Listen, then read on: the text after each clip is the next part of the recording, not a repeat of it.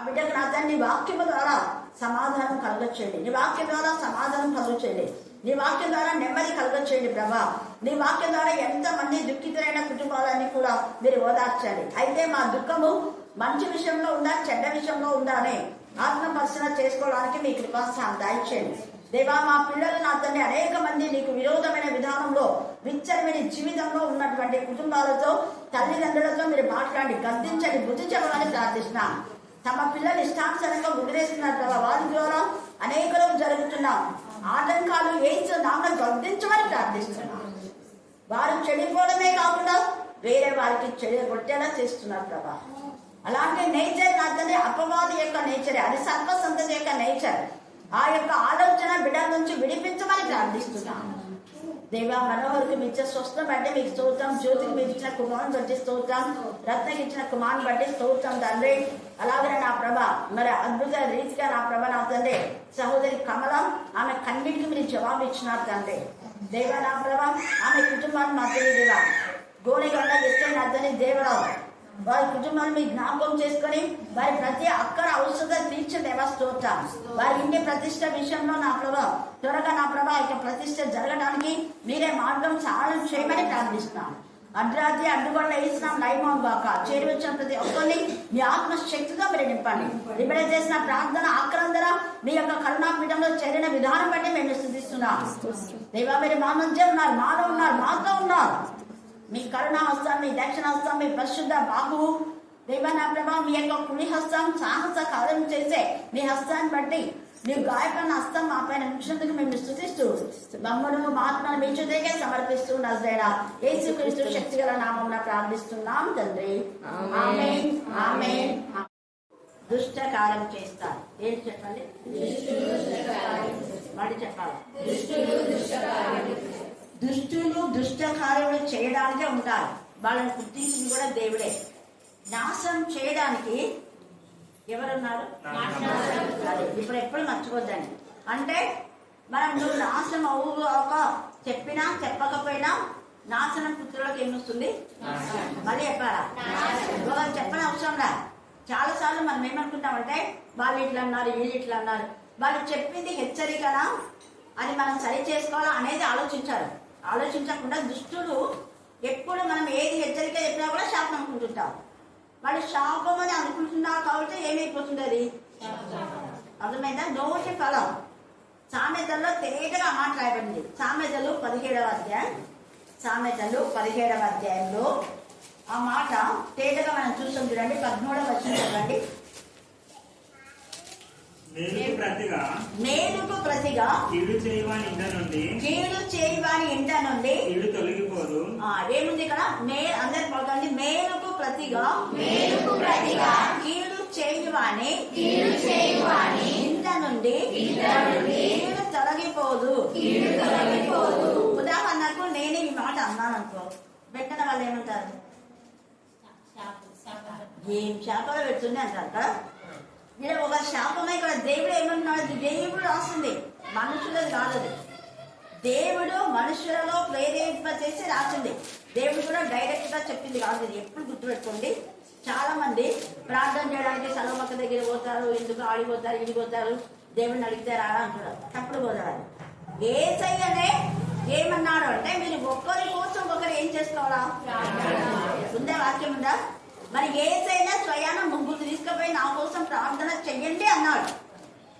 నేను దేవుడిని డైరెక్ట్ గా అడుగుతాను, దేవుడు డైరెక్ట్ గా నాతో మాట్లాడతాడు, దేవుడి కుమారుడిని నేను ఎక్కడ ప్రార్థిస్తుంటే సరిపోతుందే అన్నాడు యేసయ్య. అది ఎందుకు అంటే ఒక్కరి పైన ఒకరు ఆధారపడాలన్నది దేవుడి ఉద్దేశం ఒకటి. రెండవది, తండ్రి అయిన దేవుడు తన మహిమనంతా కూడా మానవునిలో తను చూసుకోవాలని, అంటే మానవుని వాడుకోవాలనే ఉద్దేశంతో ఆది కాండం నుంచి కూడా మానవుల నుంచే దేవుడు ఏదైనా చేయడానికి ఇష్టపడతాడు. ఉదాహరణకు మనం చూస్తే 10 ఆజ్ఞలు వచ్చినాయి. 10 ఆజ్ఞలు పై నుంచి రాతితో రాసి కింద పడేసినాడు దేవుడు.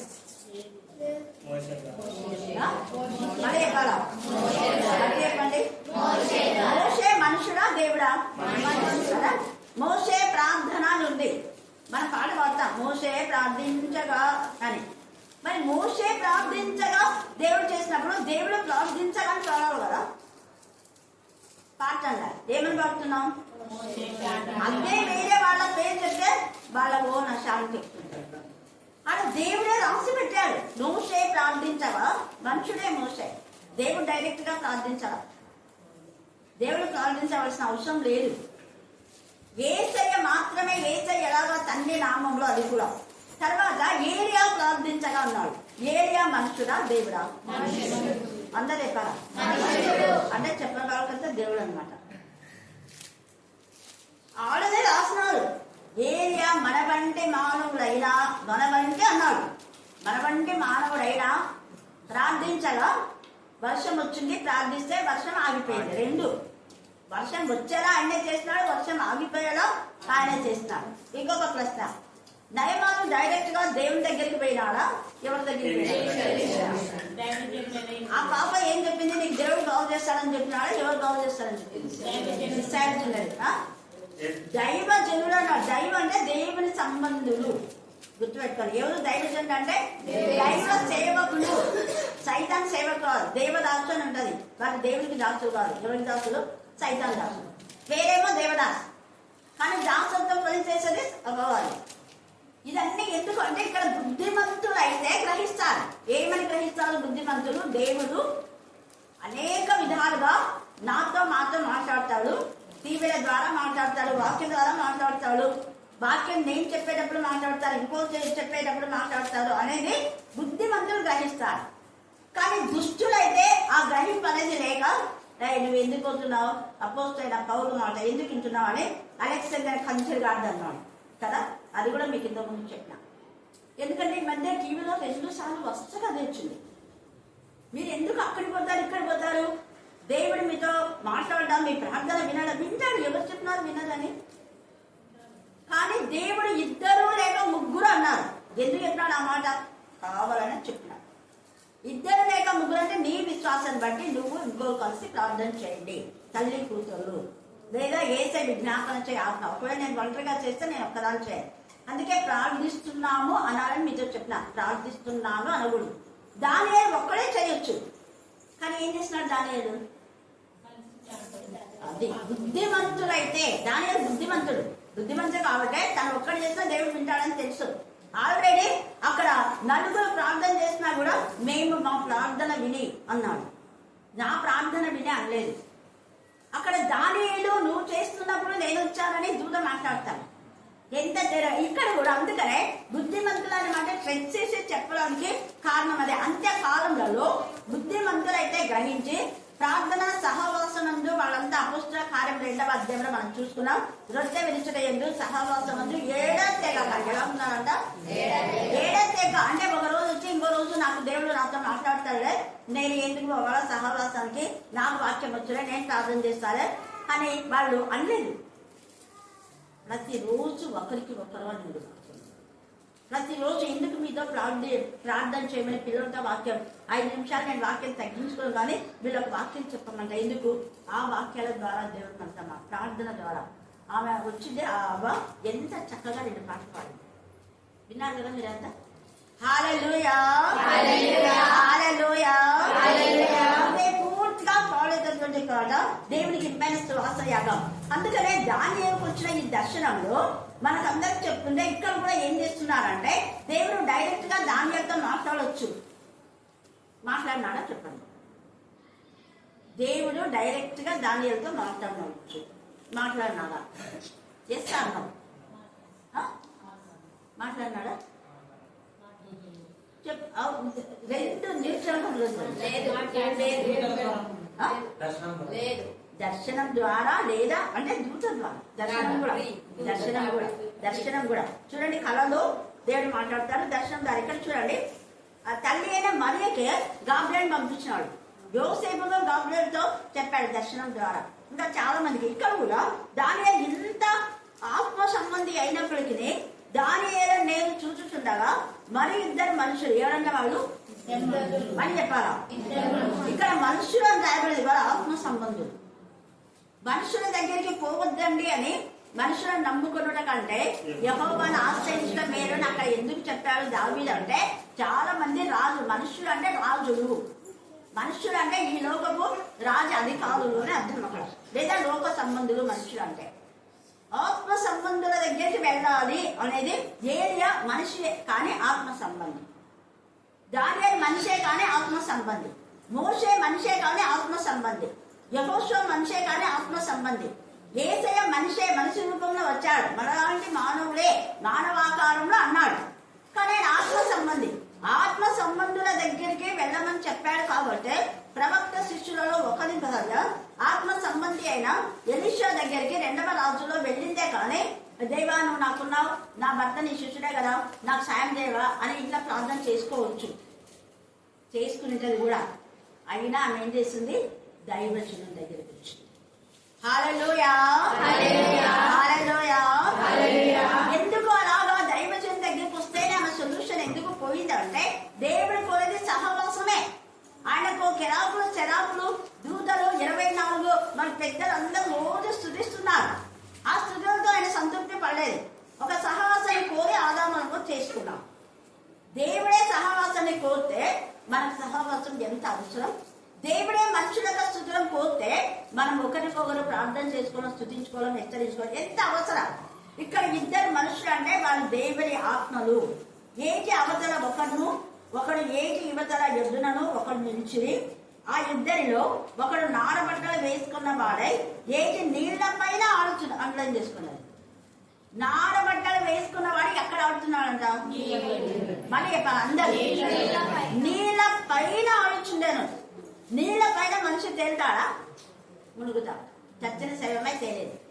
కానీ ఇది ఏటి నీళ్ల పైన అనే మాట కొంతమంది ఋషులు మహానుభావులు అంతా తీసుకొని దాన్ని కల్పితాలు చేసి ఒక పాములాగా పెట్టేసి ఆ పాము పైన కృష్ణుడు పెట్టేసి నీళ్ల పైన సముద్రం పైన ఉన్నాడు అని చెప్తుంటారు కల్పితాలు.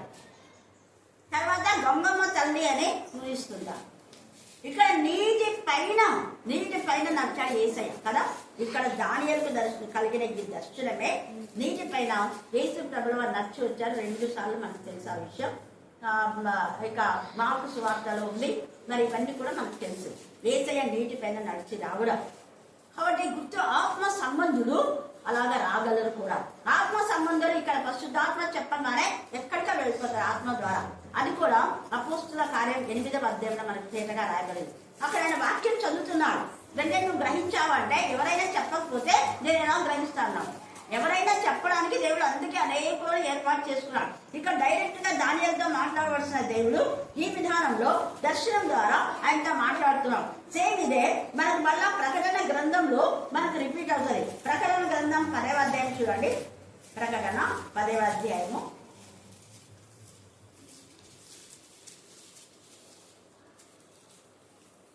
1 నుంచి బలిష్ఠుడైన వేరొక దూత పరలోకం నుండి దిగివచ్చుట చూచితిని. ఆయన మేఘం ధరించుకొని ఉండెను. చూడండి, ఇక్కడ ఆయన పరలోకం నుంచి దిగి వచ్చాడు. ఆయన మేఘం ధరించుకున్నాడు.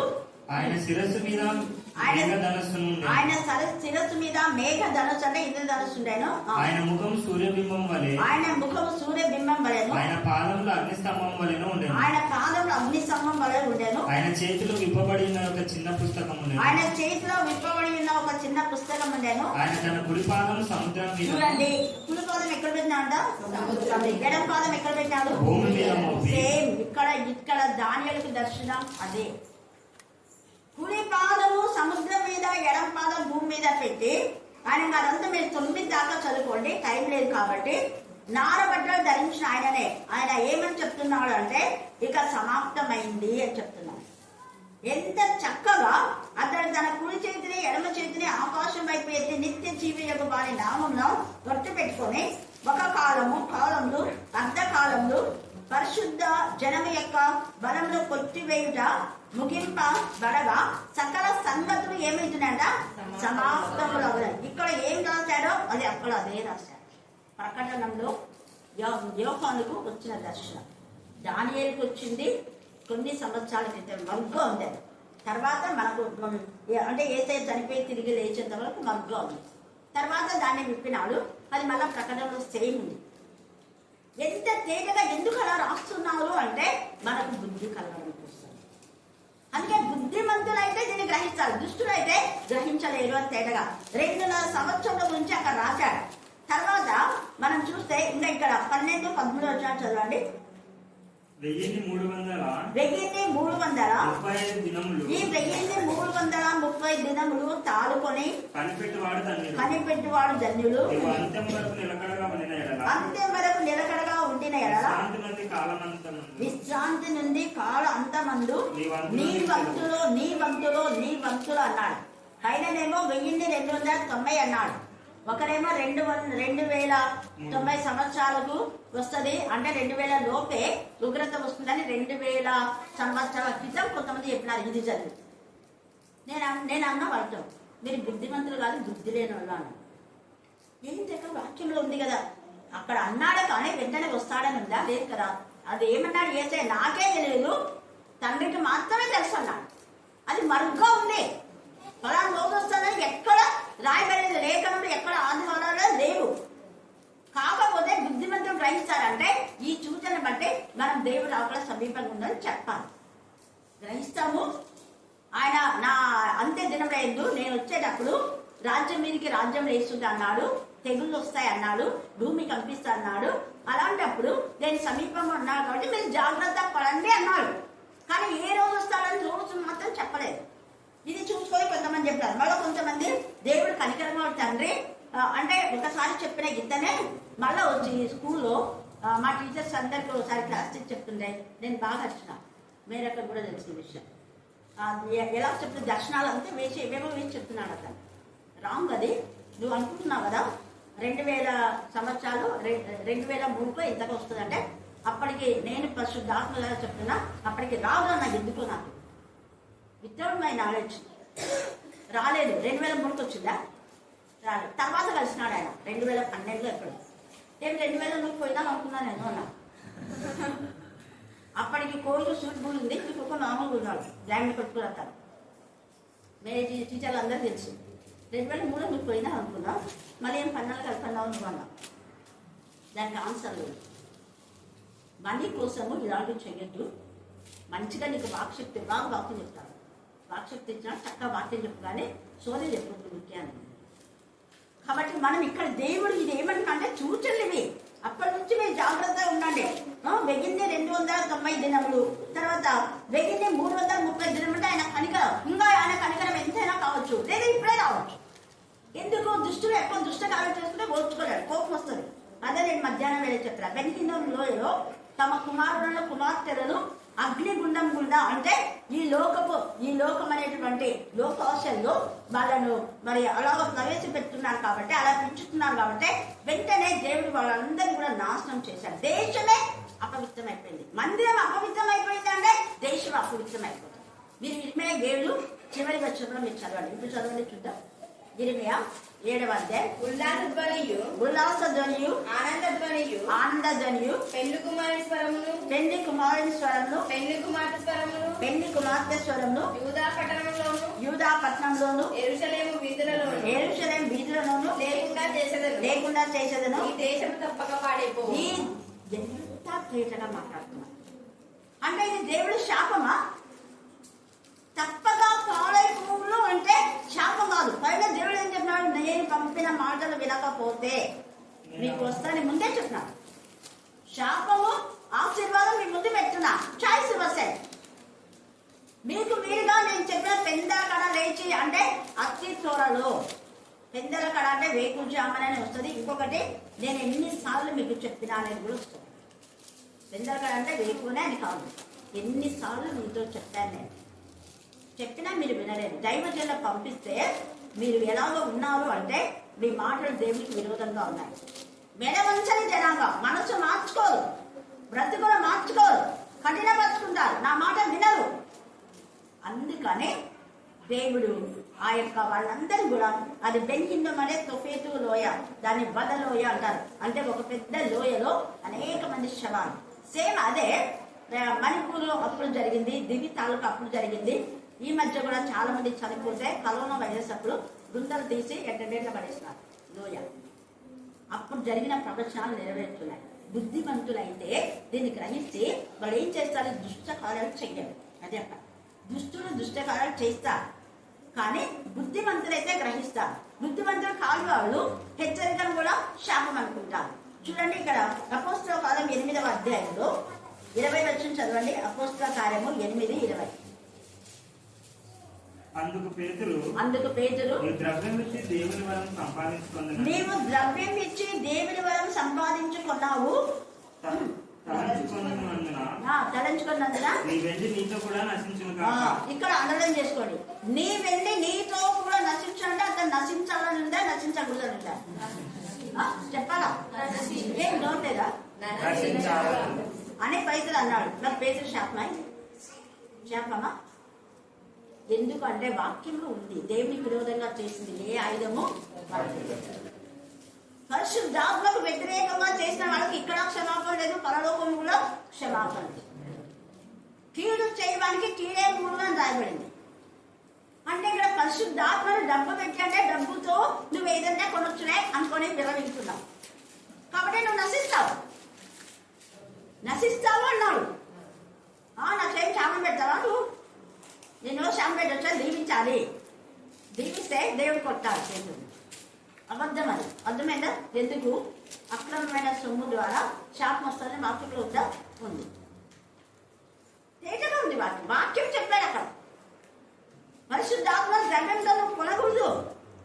అదే ద్రవ్యం గురించి 2 సార్లు అదే అపోస్తల కాలం 5వ అధ్యాయంలో అక్కడ పేతురు ఏమన్నా, పరిశుద్ధాత్మను ఎందుకు మీరు మోసం చేస్తున్నారు అన్నాడు. అంతే, వాళ్ళకి ఏం శాపం పెట్టారు? అననీయ సప్పీరా ఇద్దరు సచ్చారు, పాతి పెట్టినారు. మరి పేతురు శాపమా?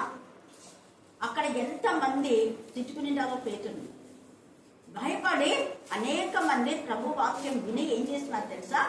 దుష్టులైతే పేతురుని తిట్టుకున్నారు, బుద్ధిమంతులైతే పేతురులో దేవుడున్నాడు. పేతురు ద్వారా ఈ అద్భుతాలు చేసిన అనేక మంది రోగులను తీసుకొస్తే వాళ్ళందరి పైన అసలు పేతురు ప్రార్థన చేయకముందే స్వస్థత పొందినారు. హల్లెలూయా, హల్లెలూయా. చదువు వచ్చిన వాళ్ళంతా 5వ అధ్యాయం చదవండి బాగా. 4వ అధ్యాయం కూడా పేతురు నీడ పడుతుంటే రోగులంతా ఇక్కడ తీసుకొని వస్తున్నారంట. పేతురు ప్రార్థన చేసిన టైం మీద ఆయన వాక్యం చెప్పడానికి వెళ్ళిపోతున్నారు. ఆయన ఊరికి ఎలా పోతుంటే ఆ రోగాలను పెడుతున్నారు, అంతే బాగైపోతున్నారు. పేతురు దేవుడని కాదు, పేతురులో దేవుడున్నారు. పేతురు ద్వారా దేవుడు అద్భుత కార్యం చేసి ఆయన మహిమను ఆయన కల్పరుచుకుంటాడు. అందుకే మీలో నా మహిమను నేను కల్పరుచుకుంటాను అన్నాడు. ఎంత చక్కగా పేతురు అయ్యో నేను దేవుడిని నన్ను పూజించానని చెప్పినాడు. అక్కడ చెప్పాలి. తర్వాత అన్నాడు, ఇది యేసు నా శక్తి, మా భక్తి కాదు, ఆత్మ ద్వారా ఇది మంచి ఆయన నామము ఉన్నతమైన నామం. మేము ఆయన నామం ప్లాన్ చేస్తున్నాం. అందుకే యేసయ్య నామాన్ని మీకు రోజు పదే చెప్పేది ఎందుకంటే అందుకే యేసయ్య నామంలోనే సంతోషం, సమాధానం, స్వస్థత, ఇవన్నీ ఎవ్రీథింగ్, జ్ఞానము అన్ని పదే బుద్ధి కలగాలని ఆయన నామము అని చెప్పేది. మళ్ళీ అపోస్తల కాలం 13వ అధ్యాయంలో పౌలు ఉన్నాడు. పౌలు ఉండి అక్కడ వాడిని తేలి చూసి అంటాడు, వృద్ధుడు ఎంత చక్కగా. అందుకు పౌలనబడిన సౌలు వచనం చెప్పి చదవమ్మా. 9వ వచనం. అందుకు పౌలు అనబడిన సౌలు పరిశుద్ధాత్మతో నిండినవాడే. అది ఎలా నింపబడినాడు? పరిశుద్ధాత్మతో నింపబడిన వాడే. అతని తేరి చూచి సమస్త కపటంతోను సమస్త దుర్మార్గంతోను నిండినవాడా అపవాది కుమారుడు. దుష్టులు దుష్ట కార్యాలే చేస్తారు. దుష్టుడు కాబట్టి అపవాది కుమారుల సమస్త నీతికి విరోధి. నీవు ప్రభు యొక్క తిన్నని మార్గంలో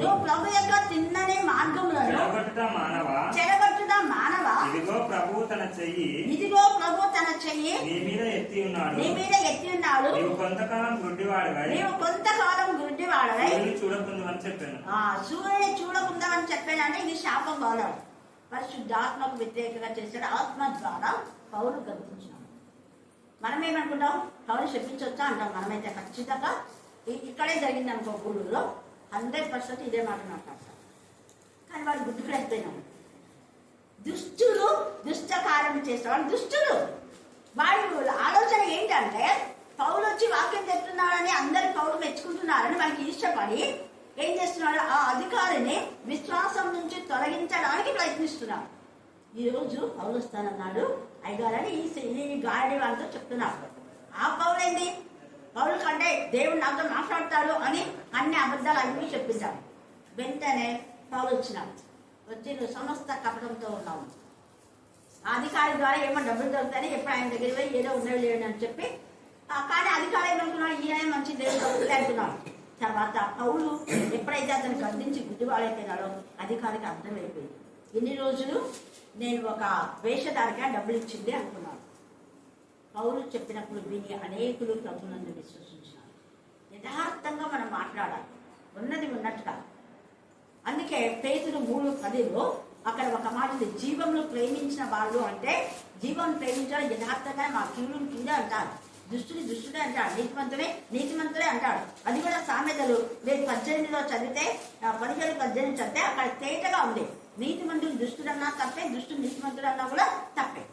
అందుకని ఇక్కడ పేతురు పౌలు యథార్థంగా వాళ్ళని తిట్టారు. మీ బ్రతుకులు సరిగా లేవు అని వాళ్ళతో మాట్లాడినారు. ఆ విధానంలోనే మనం లేఖన భావాలను అర్థం చేసుకోవాలి. 3:10 పేతురు చదువు.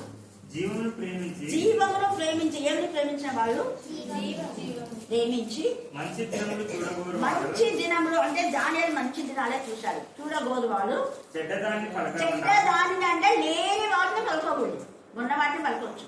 ఉన్నవి ఏమి? మీరు సామెతలు 10, 11, 12 చదివితే భక్తిహీనులకు ఏమొస్తుంది? ఎందుకు చెప్పకుండా మౌనం రాదు వస్తుందా లేదా అంటే భయమా మీకు చెప్పడానికి? భక్తిహీనులకు నాశనం వస్తుంది, నువ్వు చెప్పినా వస్తుంది, చెప్పకుండా వస్తుంది. జీవంలో ప్రేమించే వాళ్ళు సత్యమే చెప్తారు. తర్వాత కపటము అంటే అబద్ధము చెప్పకూడదు అని అర్థమైందా? కపటము మాటలు చెప్పకుండా. ఇక్కడ పౌలు పేతురు కపటం చెప్పినాడా సత్యం చెప్పినాడా? చెప్పాలా? మళ్ళీ చెప్పాలా? మళ్ళీ చెప్పాలా? ఇదే విన్నవాళ్ళు వేరే దైవజనులు విన్నారనుకో, నువ్వు అట్లా వచ్చినా ఒక మనిషిని అట్లా కించపరిచి వచ్చినా అంటారు లేదా? ఖచ్చితంగా అంటారు. మన గురువులు కాస్త అంటారు. కానీ సత్యం సత్యం అని చెప్పాలి. ఇదిగో నీ చుట్టూ వాడు దుర్మార్గుడు, వాడితో పాటు నీకు నాశనం వస్తుంది చెప్తే తప్పేం లేదు. దుష్ట సహవాసం మంచి నిర్ణయం ఏం చేస్తుంది? వాక్యంలో ఉందా లేదా? మరి ఉన్నది మాట్లాడితే ఎందుకు? ఉన్నది మాట్లాడితే ఉరికెందుకు? ఇక్కడ మాట్లాడిన అర్థం వేరే. కప్పటము చెప్పకూడదు. అబద్ధం అంటే నీతి మంతుని దుష్టుడు అనకూడదు, దుష్టుని నీతి మంతుడు అనకూడదు. దుష్టుడే అని చెప్పాలి మనం. వాడిని మంచోడని పొగిడితే నువ్వు అబద్ధికు రావు. జీవంలో ప్రేమించి వాక్యంలో నేను ప్రేమించినారు కాబట్టి పేతురు పౌలు యథార్థంగా మాట్లాడారు. చెడ్డోని మంచోడని కవర్ చేయరాదు. వాళ్ళతో వాడు కూర్చోడని నీళ్ళ సేవ కూడా పాడైపోయేది. చేయరాలా? ఇంకా అతడు కీడు నుండి తొలగి. అతడు అంటే జీవంను ప్రేమించే వాళ్ళు భక్తిహీనంగా ఉన్నారు. జీవంను ప్రేమించే వాళ్ళు భయభక్తి కలిగి ఉంటారు. భక్తిహీనత అనగా కీడు. కీడు అంటే భక్తిహీనత. దుష్టుడు భక్తిహీనత. దుష్టుడు అంతా కూడా భక్తిహీనుడుగా ఉంటారు. బుద్ధి లేని వాడు భక్తిహీనుడే. దేవుడు లేడని బుద్ధిహీనులు చెప్పుదురు. ఇంకా మేలు చేయబడను అంటే సమాధానం వెతికి దాన్ని ఏం చేయాలా? మరి ఎక్కడి నుంచి సమాధానం వెతికి వెంటాడడానికి దేవునితో సమాధానం, అంతేగాని దుష్టులతో సమాధానం కాదు. గుర్తుపెట్టుకోండి. ఇలా చేయడం ద్వారా ఒక వ్యక్తికి మారు మనసు వచ్చింది. అపోస్తల కార్యం 8వ అధ్యాయంలో పేతురు గద్దించడం ద్వారా పేతురు మంచి చెప్పాడు. అప్పుడు సమాధానం పడి అతను ఏమన్నాడు అంటే అతను బుద్ధిమంతుడు, గ్రహించినాడు, తప్పు తెలుసుకున్నాడు. నా కోసం మీరే ప్రార్థన చేయండి అన్నాడు. నాకు భక్తి ఉంది, నేనే ప్రార్థన చేస్తానులే అన్నాడా? అనలేదు. 8 అంతా చదవండి, మీకు అర్థమైంది. 24 వచ్చిన చదవండి. అందుకు సీమోను మీరు చెప్పిన వాటిలో ఏది నా మీదికి రాకుండా మీరే నా కొరకు ప్రభువును వేడుకొని. ఆయనకు దేవుడు అంటే తెలుసు, భక్తిని బాగా వాక్యం చెప్తున్నాడు. కాకపోతే పరిశుద్ధాత్మ కూడా ఉంది. పరిశుద్ధాత్మనే వరము రావాలని దురాశ. నువ్వు ఆత్మ ఇలాగా నువ్వు చేయాల్సింది. దేవుని సంత ప్రార్థించా. అప్పుడు పేతురు అనొచ్చు, నువ్వే ప్రార్థన చేయ అనలేదు. ఆయన బలహీనతగా ఉన్నాడని తెలుసు, ప్రార్థన చేశాడు. వాళ్ళతో కలిసి సేవ చేశాడు మళ్ళా ఆ వ్యక్తి. అది కానీ ఈ వ్యక్తి అయితే 13వ అధ్యాయంలో వాడి గర్విష్ట అహంకారం. నువ్వేంది నాకు చెప్పేది?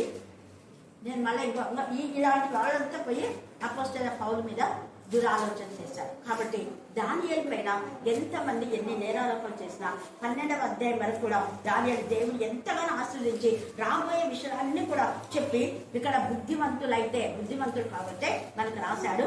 దుష్టులు దుష్ట కార్యం చేస్తారు కాబట్టి వాళ్ళు గ్రహించాలి. అందుకే చివరిగా ప్రకటన 22 ఆ మాట ఉంది. 10-13 చదవాలి. మరియు అతడు నాతో ఇలాగ చెప్పాను, గ్రంథమందున్న ప్రవచన వాక్యములకు ముద్ర వేయవలదు. కాలం సమీపమై ఉన్నది. అన్యాయం చేయవాడు ఏం చేయాలా? అన్యాయమే చేయమని చెప్పండి. ఇంకా మనకి చెప్పినా వాడు వినాడు, వాడు బుద్ధి లేనాడు. బాగుపడాలంటే వాడు బాగుపడు. పరిశుద్ధులు ఏం చేయాలా? ఇంకా పరిశుద్ధులుగానే ఉండాలి. నీతిమంతులు ఇంకో నీతిమంతులుగా ఉండాలి. తేజన మాట్లాడుతున్నాడు. చెప్పి తండ్రి అయిన దేవుడికి గిచ్చుకొచ్చుకుంది. కంక్లూజన్లో ఇంకా వాళ్ళకి చెప్పద్దు. ఎంతమందిని పంపించాను నేను దైవజనులు అనేకులతో చెప్పిన వాళ్ళకి బుద్ధి లేదు. అందుకే ఇక్కడ 10వ వచనంలో దానియేలు 12వ అధ్యాయము 10వ వచనంలో అనేకులు అన్నారు, అందరు లేదు. అందుకే ప్రతి పదాన్ని మనం అర్థం చేసుకోవాలి. అక్కడ అనేకులు అన్నారు. ఎవరు చెప్పండి? అనేకులు తమ్మును శుద్ధిపరచుకొని ప్రకాశమానులను నిర్మలులను అబుదులు దుష్టులు దుష్టకారు. అంటే కొంతమంది దుష్టులు ఉన్నారని అర్థం, అందరు కాదు. అందుకే ప్రతి పదాన్ని అనేకులు ఏసై గురించి రొమ్ము కొట్టుకుంటారు, అందరు కాదు. అంటే లూసిఫర్ కొట్టుకోరు, వాడు కఠినుడు, వాడు మానవుడు. అనేకులు ఏసైని చూస్తారు, కొలిచిన వారు కూడా చూస్తారని రాయబడింది. కాబట్టి రాకడ సమీపంలో మనం పరిశుద్ధపరచుకుందాం, దేవునికి ఇష్టంగా మనం జీవిద్దాం. ఇంకా దీనిలో చాలా ఉన్నాయి, ధ్యానించవలసింది సమయం లేదు. దేవుడి వాక్య భాగం దీవించి ఆశీర్వదించుగాక. ఆమేన్ ఆమేన్ ఆమేన్. చివరి ప్రార్థన. రహేల్ మనం అపురూపమైన పరిశుద్ధమైన పవిత్రమైన నామములకే మీకు అనేకమైన వందనములు. స్తోత్రం తండ్రి. తండ్రి పరిశుద్ధమైన దినమంతా మమ్మల్ని కాపాడి రక్షించిన ఇదే రీతిగా మేమందరం యొక్క సన్నిధానంలో కూడుకున్నాయన మన యొక్క జీవకరమైన మాటలు వినడానికి మాకు ఇచ్చిన యొక్క సమయం బట్టి మీకు స్తుతిస్తూ అవుతున్నాయినా. ఈ తరుణం మాకుందంటే మాకు అదృష్టమైనా తండ్రి. మా తండ్రి మా ఆత్మీయ తల్లిని నిలవచ్చిన దేవా మీకు స్తోత్రమైనా. అక్కడి నిలవచ్చిన దేవా మీకు స్తోత్రం. అక్కడ బలపరుస్తున్న దేవా మీకు స్తోత్రము. అనేకమైన జీవ వాక్కుల చేత మనం బలపరుస్తున్న దినదినైనా ఆ జీవ వాక్కులునైనా మరి ఊట వాళ్ళ బలపరుచునైనా అనేకులనైనా మారినైనా అనేకులనైనా యొక్క రాజ్య వారసులై తట్టు యొక్క రాజ్యంలోనైనా వారసులై తట్టు దీవించి ఆశీర్వదించి ప్రత్యేకించమని ప్రార్థిస్తున్నాను దేవా. కొందరేనైనా నిజమైన తండ్రి నీ కొందరే నేను దేవా మీకు స్తోత్రమైనా. దుష్టులు అవుతామనైనా అర్థమవుతామనో దేవా. మరి వ్యభిచారాన్ని ఇంకా వ్యభిచారం చేయమని, అన్యాయస్తులను అన్యాయం చేయమని దేవా మీకు స్తోత్రమైనా. నీ మనస్సును నొప్పించినక ఆ మాట వచ్చిన దేవా మీకు స్తోత్రమైన దేవా. నీ మనసును నొప్పించిన వారిని నైనా తిరిగి నైనా ప్రార్థించునైనా నీకే స్తోత్రంనైనా. దయగల రక్షక మీకే స్తోత్రంనైనా. నీ మనసు నొప్పించి ఆ మాటలు తెప్పించిన నా దేవా మీకే స్తోత్రమైనా. ఆ మాటలు తెప్పించిన వారిని ప్రత్యేకించినైనా కర్తించు నా దేవా. ప్రేరేపణ అనుగ్రహించు దేవా. దుష్టులుగానే ఉండకూడదని మరణమైన గల తండ్రి యేసు ప్రభువా మీకే స్తోత్రమైనా. ప్రతి బిడ్డని ప్రతి యవనస్తుని యవనస్తులు నీ ఎడల భయభక్తులు కలిగి జీవించలాగిన నా ప్రభావ సహాయం దయచేయండి. రాస్తున్న ప్రతి పరీక్షలనైనా నీ కృపలోనైనా నీ రక్తంతో నా ప్రభ నీ బిడ్డలకు మంచి మార్కుల కృప దయచేయండి. మీకే స్తోత్రములు చెల్లించుకుంటున్నాం నా తండ్రి. నా ప్రభ మరి యొక్క సమయంలో నాయన రాలేక ఉన్న నీ బిడ్డని జ్ఞాపకం చేసుకుని తండ్రి మరొక్కసారి నీ సన్నిధికి వచ్చేలాగా కృప దయచేయండి అయ్యా. అనుదినము నా తండ్రి ఎడతెగక నా ప్రభావ ప్రార్థిస్తున్నా ప్రతి బిడ్డను నా తండ్రి దీవించండి, ఆశీర్వదించండి నాయన. నా ప్రభావ గర్భిణీ స్త్రీలను జ్ఞాపకం చేసుకోండి అయ్యా. ప్రతి గర్భిణీ స్త్రీని నా తండ్రి సుఖమైన ప్రసన్న దయచేయండి నాయన.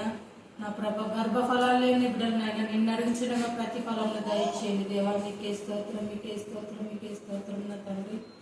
నాయన వివాహం కాకమున్న నీ బిడ్డలు జ్ఞాపకం చేసుకుని తండ్రి ప్రతి ఒక్క బిడ్డకు సహాయం దయచేయండి. ప్రతి యవనస్తునికి యవనస్తురాలకి వివాహం ఈ సంవత్సరంలో జరుగులాగా కృప దయచేయండి. మీకే స్తోత్రం, మీకే స్తోత్రం, మీకే స్తోత్రం చెల్లించుకుంటున్నాం నా ప్రభ.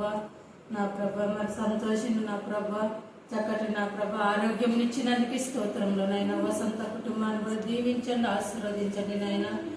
నా ప్రభ మరి అజిత కుటుంబాన్ని కూడా దీవించి ఆశీర్వదించండి నాయన. ఇక చేయను మరి అమ్మని బట్టి నా తండ్రి నా ప్రభ మరి వచ్చిన ప్రతి కుటుంబాలను బట్టి ప్రతి బిడ్డలను బట్టి నాయన ప్రతి కుటుంబాలను దీవించి ఆశీర్వదించండి నాయన. ఏ కుటుంబం అయితే బాధలతో శోధనతో వేదనతో దుఃఖములతో ఉన్నారో నా ప్రభ అటు కుటుంబాలను జ్ఞాపకం చేసుకుని బాధలు శోధనలు వేదన తీసివేసి శాంతి సమాధానం దయచేయ నా ప్రభ. మరి యొక్క అక్క అయితే నా తండ్రి ఏ గృహంలో చేరి నా ప్రభ వాక్యముల ద్వారా ప్రార్థనల ద్వారా నడిపిస్తున్నదో నా తండ్రి ప్రతి బిడ్డలు నన్ను మరి అక్కడ నా తండ్రి ప్రతి ఆశీర్వాదములు దీవెనలు దయచేయండి దేవ.